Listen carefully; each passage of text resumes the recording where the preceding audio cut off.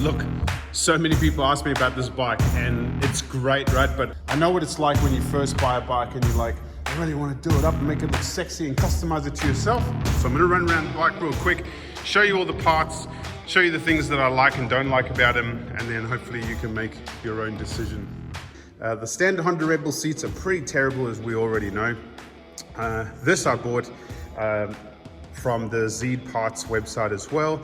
And I then took it to a like a foam person that fits foam in furniture, and they actually just got some excess foam and they just shoved it under this part here just to kind of lift that up a bit so it's not so bendy, because it was a little bit flat. So lifting that foam, it's kind of a little bit higher now. I probably get about, I'd say maybe 90 minutes to 2 hours of riding before my butt starts to get uncomfortable. And for those of you that have a standard Honda Rebel seat, I'm pretty sure you don't even get half of that. So, and it looks good too, so it's a bit of a better improvement. When I first put them on, I noticed that when the slightest wind would blow, my bike would feel a little bit unstable.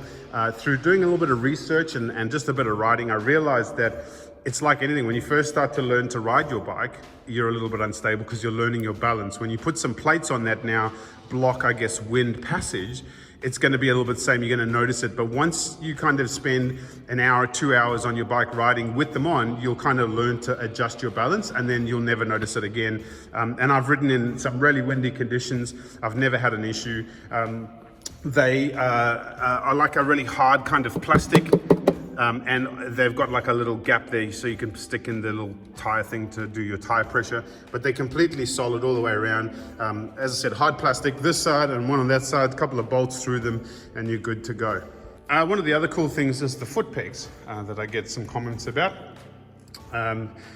Longer than your traditional foot peg, a bit more stable, and actually gives me a bit of confidence when I'm sitting on my bike, because I feel like I'm not on like a little foot peg where I can swivel. I've got like a bit more of a flat surface to sit on. It's like a metal. The paint does fade actually, especially on the gear side. But you know, this is 18 months down the track.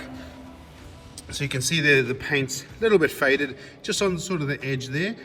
But I guess, you know, you could always just paint that really simply, no big deal. But there, that's the foot pegs. That's another little accessory add-on that I like and get a few comments on as well.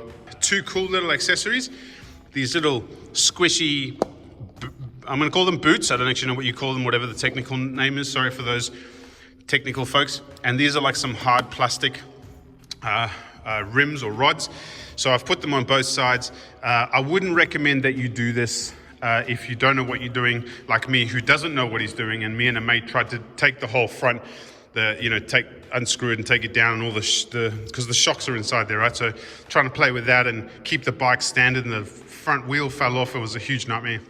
I wouldn't recommend you do it if you don't know what you're doing, but it gives a really nice look, so you don't see any of the silver on the bike.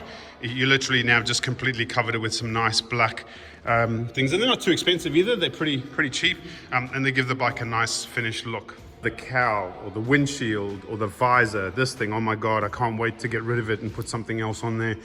One of the things I don't like about it is that the fact that it's a softer plastic, and it kind of moves around a bit, and it gives me endless like vibration noises on my bike. And also when I've got my lights on, you can kind of see there's a bit of a gap there. So depending on where it moves, it can be a little bit uncomfortable. The light doesn't really come through so much because when you're sitting on the bike, you don't really see it that much. But it's more about the fact that there is a gap there, and I get a little bit of vibration. I've tried to kind of sort of temporarily fix it, but the things that I put in there seem to kind of make their way through here and then they fall out. So it's not a terrible looking thing, it's just not my most favorite. And if the 2020 cowl will fit on there, I'm definitely going to change it, and then hopefully I can put on the new LED light as well. One thing that I do recommend is some grip warmers, which is this little guy here. When you turn it on, you have these little up and down to change. You can change the percentage, the level of how much heat comes through. It's really clever, and it keeps your hands super warm. Okay, but this ugly silver thing on the end of it is just not really my style. So I'm probably going to change those. But yeah, definitely grip warmers. Just make sure that your mechanic is smart enough to know that he shouldn't have put the grip warmer connection so close to the quad lock, because now I can't put my quad lock in and I've got to move that somewhere else, and that obviously goes down, so I'm going to have to try and figure out another place to put it. But you would have thought the mechanic might have thought of that beforehand.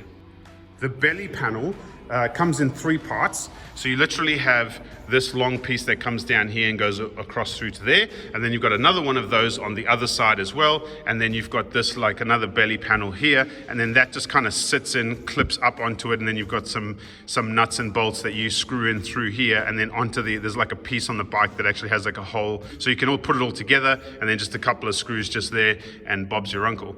One thing I've noticed that I didn't like, and I've had to kind of makeshift. You can see there's a little piece of rubber here. I've got like a little black piece of rubber. I've just inserted it between the actual frame and this, because after some time, things I guess stretch or kind of move around, is that they start to vibrate. So while you're riding, you're pretty much on your bike, and you can kind of see a little bit of a gap there. So I've just inserted it, and it stopped making that noise. Then I could hear it again. Same thing with this on this side. I noticed it was here, so I did the same thing, and it's sort of stopped the noise, and it hasn't made any more noise thereafter. But other than that, it looks pretty cool. You can buy quite a few of these different parts at different shapes. On Zeed, they're probably all made with the same style, just the actual shape of them would be different. Again, had them for 18 months. And other than that small vibrating part, I've never had a problem. They don't crack, they don't tear. You know, it's just plastic. And I've ridden some fast roads, some high winds, some, you know, through a lot of stuff, and I've never had an issue. So yeah, definitely recommend them. Oh, the one thing I didn't show you was the exhaust, right? Which is the DIABLO twin pipes. And so let me just crank this puppy up for you.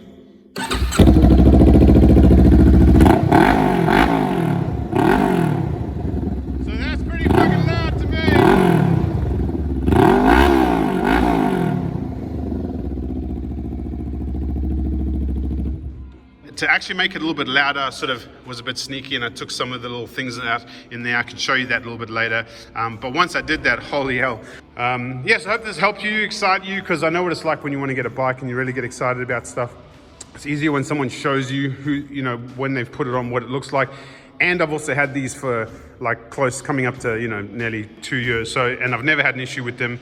So you would be spending your money wisely, and your bike can look as beautiful as you want it to, and you can customize the complete living daylights out of it.